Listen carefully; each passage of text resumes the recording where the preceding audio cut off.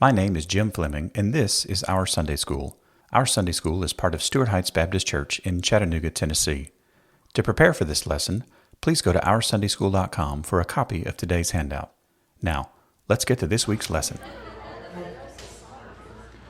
Well, good morning, everybody, and welcome to Our Sunday School. If you got your Bibles, we're in Colossians chapter 4. And I believe that Paul has identified where the runway is. And he's got one eye on the runway and he's about to circle and start to make a pass. But we're not landing just yet. But if you got your teal books, we're on page 91. So head over there to page 91. And we will jump in right after I read through Colossians 4. I'll start with verse 2 because that's where the pericope starts. And then end with verse 18. So Colossians chapter 4. Devote yourselves to prayer. Stay alert in it with thanksgiving. At the same time, pray also for us that God may open a door to us for the word, to speak the mystery of Christ for which I am in chains, so that I may make it known as I should. Act wisely toward outsiders, making the most of the time. Let your speech always be gracious, seasoned with salt, so that you may know how you should answer each person. Tychicus, our dearly loved brother, faithful minister, and fellow servant in the Lord, will tell you all the news about me. I have sent him to you for this very purpose, so that you may know how we are, and so that he may encourage your hearts. He is coming with Onesimus, a faithful and dearly loved brother who is one of you. They will tell you everything about me here. Aristarchus, my fellow prisoner, sends you greetings, as does Mark, Barnabas' cousin, concerning whom you have received instructions. If he comes to you, welcome him. And so does Jesus, who is called Justus. These alone of the circumcised are my co-workers for the kingdom of God, and they have been a comfort to me. Epaphras, who is one of you, a servant of Christ Jesus, sends you greetings. He is always wrestling for you in his prayers, so that you can stand mature and fully assured in everything God wills. For I testify about him that he works hard for you, for those in Laodicea and for those in Hierapolis. Luke, the dearly loved physician, and Demas send you greetings. Give my greetings to the brothers and sisters in Laodicea and to Nympha and the church in her home. After this letter has been read at your gathering, have it read also in the church of the Laodiceans, and see that you also read the letter from Laodicea. And tell Archippus, pay attention to the ministry you have received in the Lord, so that you can accomplish it. I, Paul, am writing with this greeting in my own hand. Remember my chains. Grace be with you. So Colossians chapter 4. We're on page 91. Come in, come in, come in. Is it Happy Anniversary Day? Happy Anniversary. Woot, woot. This is 23. Ooh, it's the Michael Jordan anniversary. Nice. Great. This is the basketball year is what this is then. This is the basketball year. There you go. In 20 minutes. So let's just get this out of the way. I'm a huge basketball fan. The U.S. women's national team plays in 20 minutes. No spoilers. Okay? No spoilers. I know you're going to be tracking the game on your phones during Sunday school, so there you go. All right. So page 91. So you guys know that I've given you commentaries, and you send me commentary quotes back, and they're super incredibly helpful. And every once in a while, I can't find a good spot for one to fit because it doesn't emphasize the thing that I want to emphasize, but it sets up the next lesson really well. So I've got a couple here that a quote from Pace and Aiken that there we go. So this is a good kind of review of where we've been the last couple of verses. So we must pray for opportunities and trust the Lord to open doors to share the gospel and to open our hearts with a burden and compassion for the lost. Like this is not a natural thing, right? This is a God working thing, so we should ask him to do it. So we also must pray for wisdom. And now we kind of transition into verses 5 and 6 as we contextualize our engagement with a diplomatic approach in our speech and a discerning awareness of our surroundings, which I think is a beautiful way to say, don't be a jerk, right? So the Daryl Davenport version of this is like, don't be a jerk. And the Dr. Pace and Dr. Aiken version is contextualize our engagement. Like I can hear Dr. Smith saying this, right? It's just kind of like, wow, it's a really nice way to say things. I shared Dick Lucas's, let's go to the next slide, Dave, his outline of this text, and I thought it was a really nice one. So verses 2, 3, and 4, speaking to God about people, and verses 5 and 6 are speaking to people about God. Because we have to do this first. Like, this order matters. Paul is not accidental in the way that he structures his arguments. It is always connect to the source, and then that goes out from there. So this leads us into verses 5 and 6 for today, which are, act wisely toward outsiders, making the most of the time. Let your speech always be gracious, seasoned with salt, so that you may know how you should answer each person. And the crazy thing is, this is just about the only thing that Paul tells the Colossians to do externally. And think about that. If the Apostle Paul was writing you or your church a letter, how much focus do you think would be on, like, well, we should do this, we should do this, we should do this? It's like, get this relationship right, get this relationship right, and then that will actually impact almost everything that we're doing externally. But this is a nice wrapper. I almost view this as the wrapper that Paul puts around all of his teaching about our Lord Jesus Christ and what the implications of that are. So I found this beautiful quote by Dr. Norman Geisler. And I don't know if you guys know who Dr. Norman Geisler is. It's an impossible last name to spell. I'm still not convinced I got it right. But completion or perfection in Christ includes not only one's private and prayer life, but also one's public life. So Paul doesn't leave off the external, the outside. It is not just, I got with God in my closet and I'm good to go. Well, that's a great start, but that's not where our faith stops. Our faith is external as well. So, on page 91, that was my introduction to verse 5 here. So we get to verse 5, and verse 5 starts with what word? Act, right? There is a behavioral component to our faith. Like, our faith should look like something. And this is a plural present active imperative, so this is one of those group standing orders. This word shows up 4 times in Colossians, and I think it is a beautiful way to summarize the book of Colossians and the structure of the book of Colossians, because Colossians 1:10, it's walk worthy of the Lord. That word walk is the word act here. Colossians 2:6 is continue to walk in Him. So get started, keep it up. Colossians 3:7 is like, you used to walk this way, don't do that anymore. And then Colossians 4 verse 5 is the external act wisely or walk wisely. And this is a beautiful, I hope you're in the habit of reading the entire epistle a lot.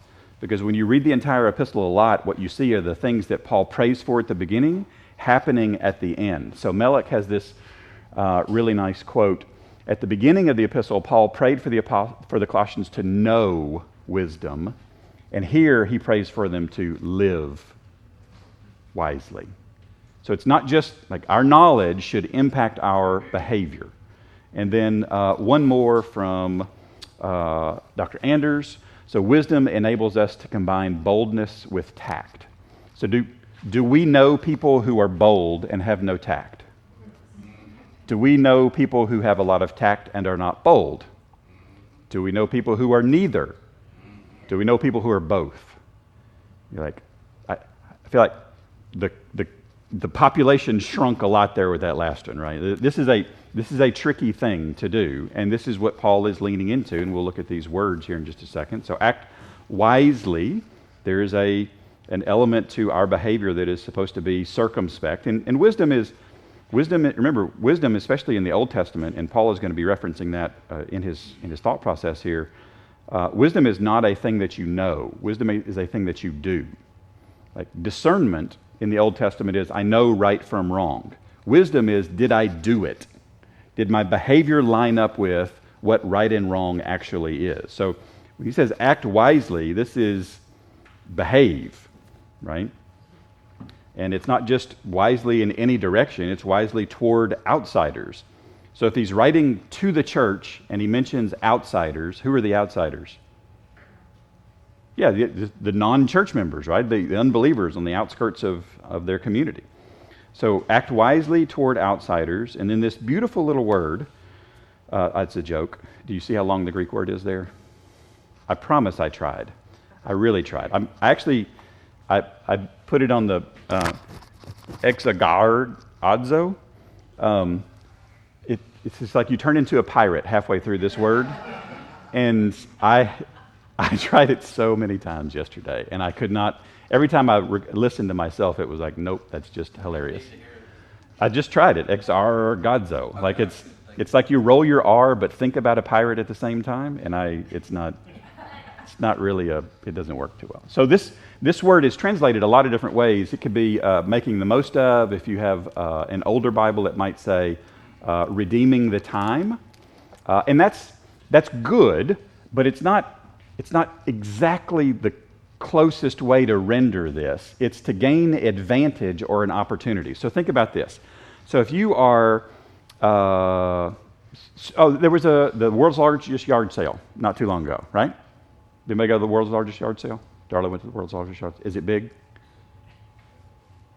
Yes, right? Because it's the world's largest yard sale. You would like a little bitty piece of it, right? But what are you looking for when you go to a yard sale?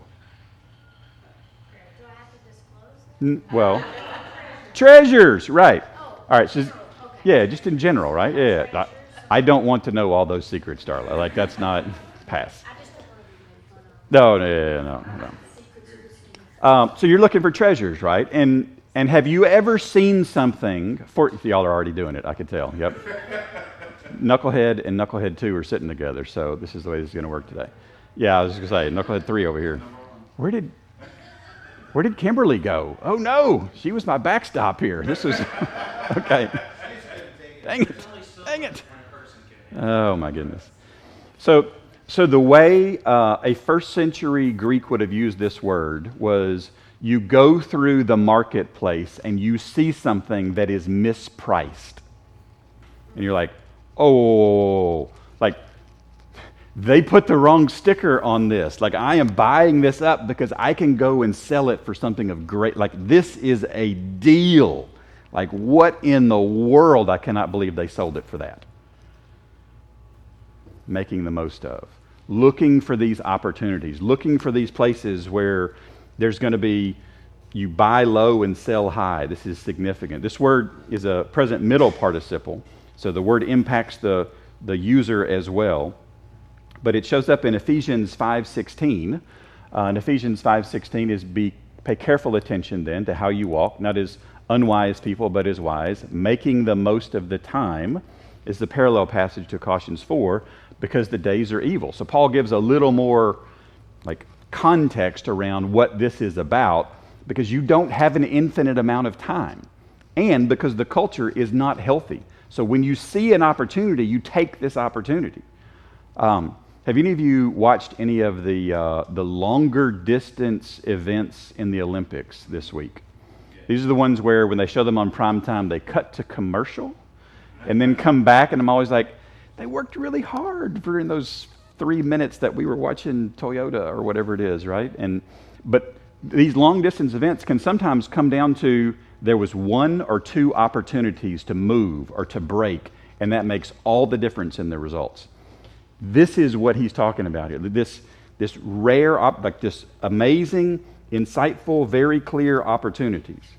And then the good Dr. Wright has something to say about this as well, because a blameless life lays the foundation for a gracious witness. Okay? Refer back to don't be a jerk. People like to listen to not being jerks. So when opportunities come up, now we've laid a foundation of relationship, which we'll dig into a little bit deeper here. So a couple applications from this page. Application number 1 is Christians act wisely, right? Christians act wisely. This seems pretty straightforward. So what do you think our personalization from that is? Act wisely, yes. Lower shelf cookies today. Act wisely. And then number 2, I would say advantages exist. Like opportunities exist, and we should take them. So take those advantages, take those opportunities. Be looking for those opportunities.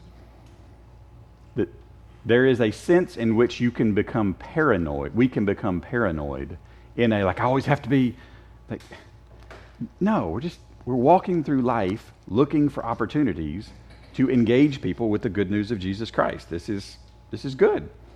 So making the most of the time, because the time is not infinite.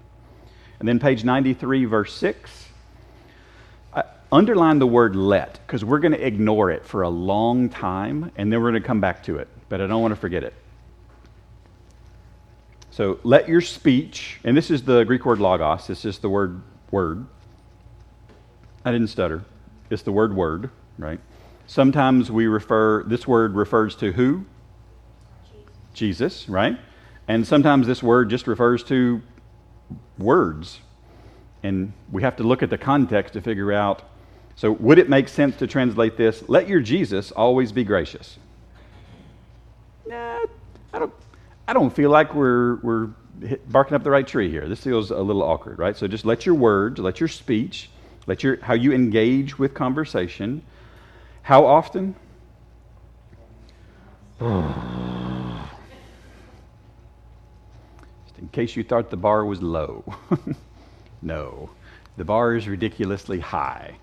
But I'm going to give you some hope here in just a minute. So Dr. J. Adams wrote a massive counseling book. He said, well, when one learns to be gracious on ordinary occasions, in the always, it will be automatic in the extraordinary ones. All right, so we build up a normal of just graciousness. When we get those opportunities, it's not, and I freak out and like word vomit on somebody. It's like, no, we continue to be gracious. We continue to be engaged. But this word gracious is an interesting word because it's just the word charis. It's the word for grace. Let's go to the next one, Dave. And it just means a winning quality or attractiveness that invites a favorable reaction. Now, charis is the typical normal word for grace, right? So there's a difference between mercy and grace, and you've heard the definitions over and over and over. But there are times when grace is not when we're not talking about the way in which God acts towards his people. It's a subset of that, and this is what this definition is this winning quality or attractiveness that invites a favorable reaction. So this is the how, or the way in which we engage. So it's not just like talk to people. It's like, well, there's ways in which we should talk to people, and there's ways in which we should not talk to people. The synonyms here are graciousness, attractiveness, charm, and winsomeness, which might not be a word that you hear very often. So you know what winsome means?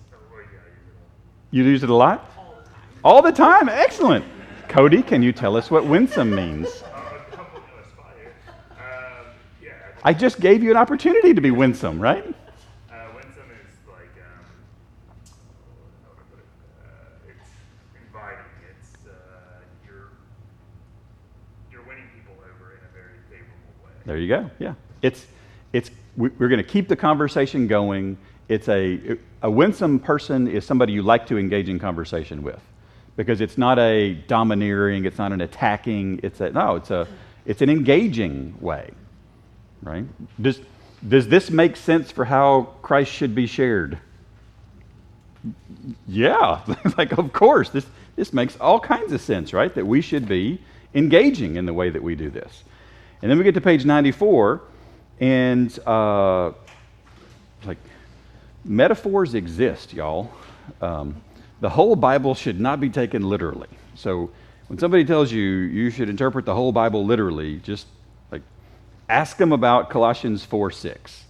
Because if you want to take this literally, then you better be carrying a salt shaker around with you all the time and irritating the fool out of people and sprinkling salt on your words, because that's not what he's talking about here, right?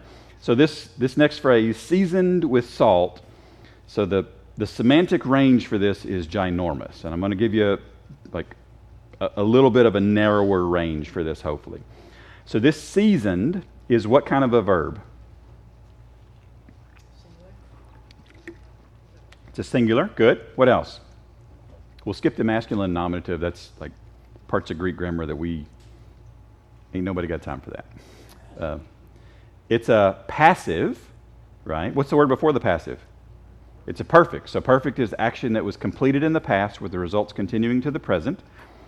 So this is something that was done in the past that is impacting the life up until now, And it's a passive, which means is the subject doing that work?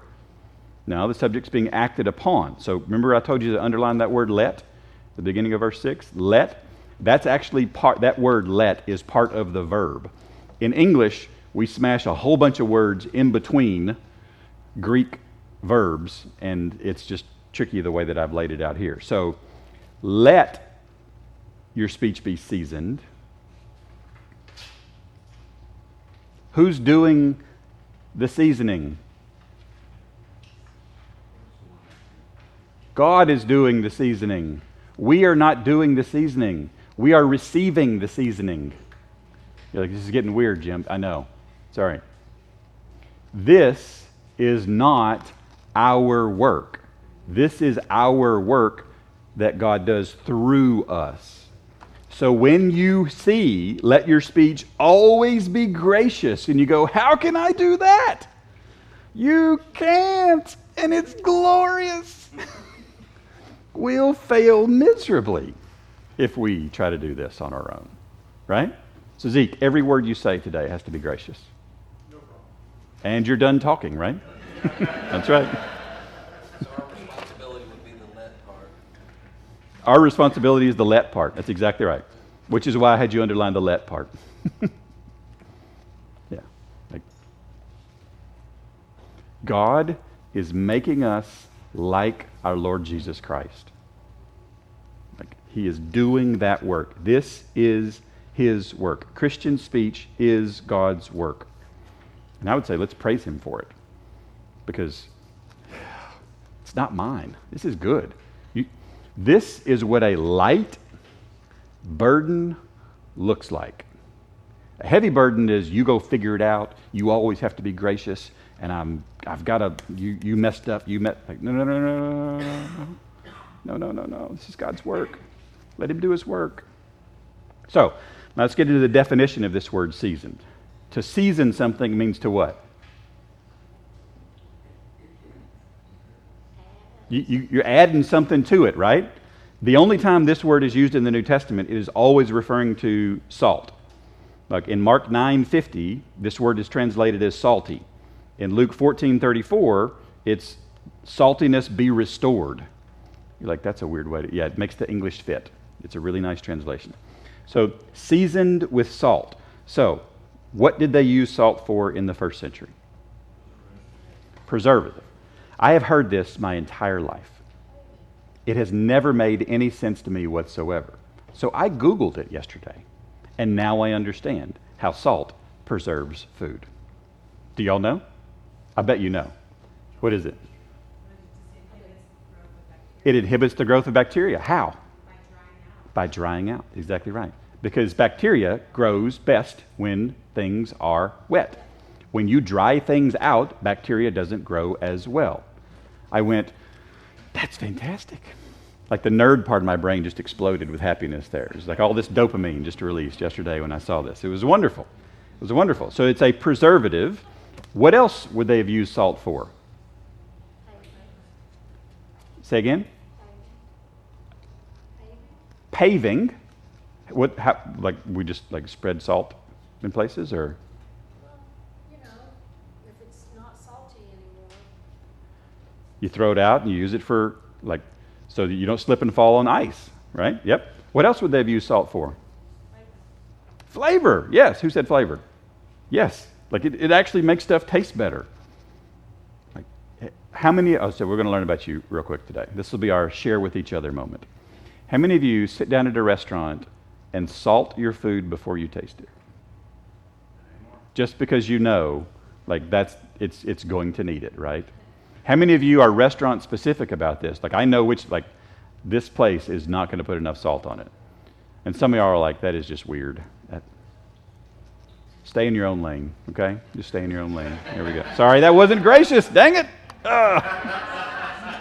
See how easy it is? See how easy it is? That's right. Thank you. I appreciate that. But is this verse talking about physical salt? It's not, right? So we got to be careful about how far we lean into, well, like, what was salt used for? All right, so here's a quote for you. This is Dr. Vincent. This is how you know dude is old school, right? All I'm saying is I just want that hair. Like that's fantastic. And Julie's like, careful now. So both in Greek and Latin authors, salt was used to express the pungency and wittiness of speech. Winsome. Yeah. Now, I knew somebody was going to bring it up. This is not that. This is not, Mitch, did you serve several years in the... You did. And if somebody had salty language, would you equate it with what Colossians 4:6 is going after? It is not the same, right? Excellent. So we are not talking about the way that we would look at salty language. They would hear salty language and they would hear interesting, engaging, witty. This is like I'm continuing a conversation here. And what we're going to see is that all of these words in verses 5 and 6, they work together to paint a picture of what Christian witness looks like. And it is not dry and dull and boring and tasteless, let me tell you, my friends, because our topic is not dry and dull and boring and tasteless. Our topic is fantastic. Our topic is our Lord Jesus Christ. So, this is also, have any of you ever read the Vincent's Word Studies? You ever have those books? This is Dr. Vincent himself here. So, there you go. All right, so season with salt so that you may know, I love this word. I love this word so much. What's the next word? How. Not what. Any believer knows the what. The what is the gospel. This is the how. The how is the tricky part. The how is the part where we have to understand who we're actually talking to know how to engage them, as opposed to, well, Jesus, like, you're bad, I'm bad, Jesus is good, he fixed it, we should believe it. That's the what. The how is how do we actually engage with that. So the how matters here. And I think we should think through the how, if the how actually matters. So it says, let your speech always be gracious, seasoned with salt. You can think about this as interesting or enjoyable, engaging, so that you may know how you should answer each person. I love this word, answer. Answer implies what? There was a question. It implies the Christian is not the only person talking. It implies the Christian is not the first person talking. Now, I don't want to ruin your view of evangelism. Jesus tells us to go and to share the gospel. And there are ways to do it that are helpful and engaging and winsome. And there are ways to do it that feel like you have beaten someone up with a 2x4. And we are not called to the latter. We are called to the former. And the how matters. Answer how many people? Each person. Each person. That is singular. There is a how for each person.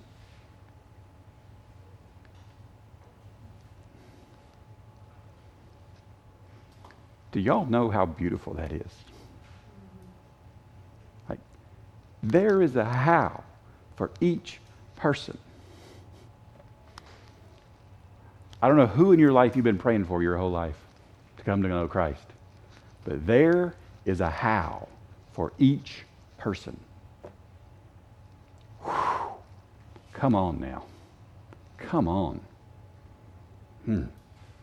All right, I skipped over a whole bunch of applications and personalizations. I think you guys got them, though. The last one I'll leave you with here is engaging with outsiders is a conversation. Do you see this is not a lecture, this is not a beratement, this is a conversation. Engaging with outsiders is a conversation. So let's converse, which implies listening and thinking. Let's think through the how. It's really, really beautiful.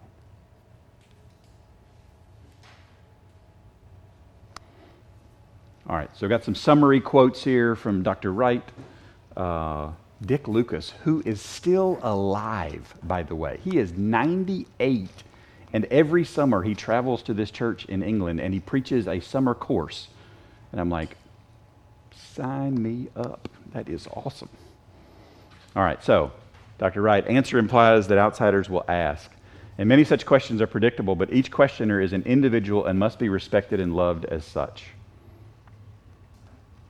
There's a how. There is a how. There is a how. Dr. Lucas, they are to respond to the questions of others rather than initiate conversations on leading topics. They are to accept openings rather than to make them.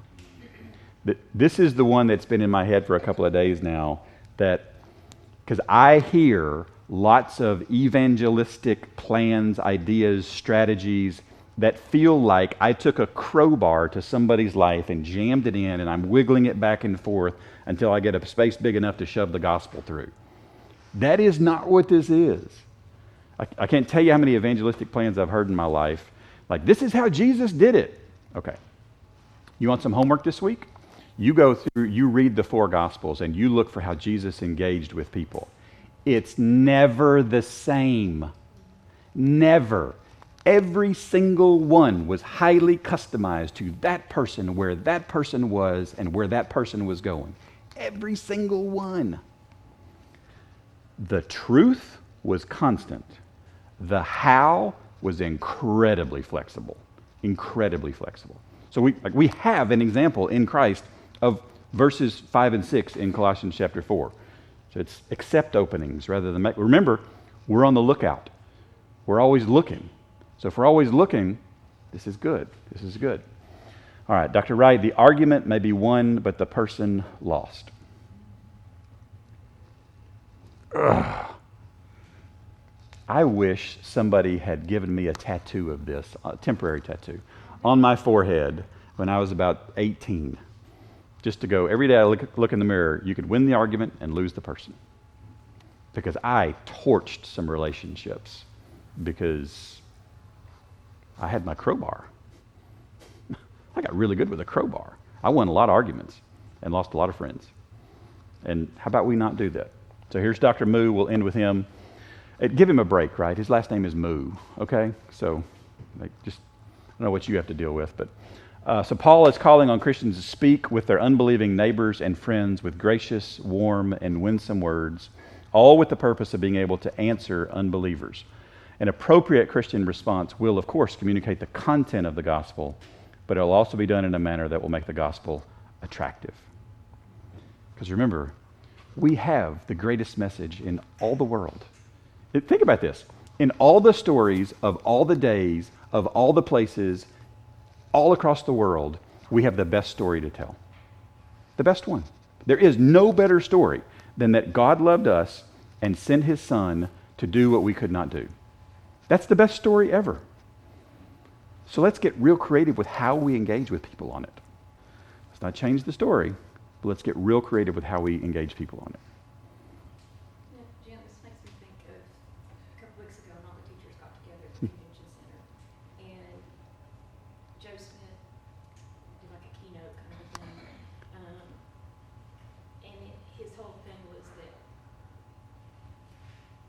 you're on a child's team, you're their, Ron Marie Yep. person, and that you're going to have a lot of chances to be that to different kids along the way, and that the goal is to kind of mold those kids, but the goal also is making footprints until you get to heaven. And he mentioned Jesus, one time, but you if you're Christian, and it was like he had been up there preaching a full-blown sermon with the teachers responded, and teachers typically are kind of like let live kind of thing. That's why we're trained, accept everybody is there. And gosh, it was brutal on Facebook. I mean, it was brutal. And and that makes me think, because he spoke with graciousness and kindness, and he never pointed fingers at anybody. But it's just like it just exploded. Yeah. And it's just like things have changed so much in just the last 30 years. I would argue they haven't changed at all, ever. Because Paul's in prison. Why? the message of the gospel. We should look at someone responding to what we engage with if we're not being jerks, right? If we're being jerks, we're just being jerks, and we shouldn't be jerks. But if we're not being jerks and we engage with the gospel, we should not expect oh, that's incredible. Like, no. The devil is antagonistic toward this message. He's going to do everything he can do to attack this message. Okay, we're still going to win. So, Shocking how just argumentative. yeah, that's You know, pagan's going to pagan. You know, that's my never be surprised. that's my thing. So, love them, but pagan's going to pagan, right? This is where we're at. All right, so that's my attempt at winsomeness right there. So. Terrible, terrible, terrible. All right, so you should have a weekly update on your table. A couple of things. Make sure you read through, add any that you need to add, but if there's some on here that are a little dated, please whittle through those and make some notes. Just a reminder, August 18th, 25th, and September 1st, the next 3 Sundays. Right now, we are not scheduled to have Sunday school. I'm out the next 3 Sundays. So if you have something you want to teach, let me know. We'll get you scheduled. But right now, there's no Sunday school for the next 3 weeks. So with that, let's go find some amazing ways to engage our friends and neighbors with the gospel, because there's a how for everybody, which is good news for us and for them. So thanks for coming today, guys. Thanks for engaging, and don't forget to subscribe to our podcast, YouTube channel, and weekly email. You can subscribe to all 3 of those at OurSundaySchool.com. Grace and peace to you.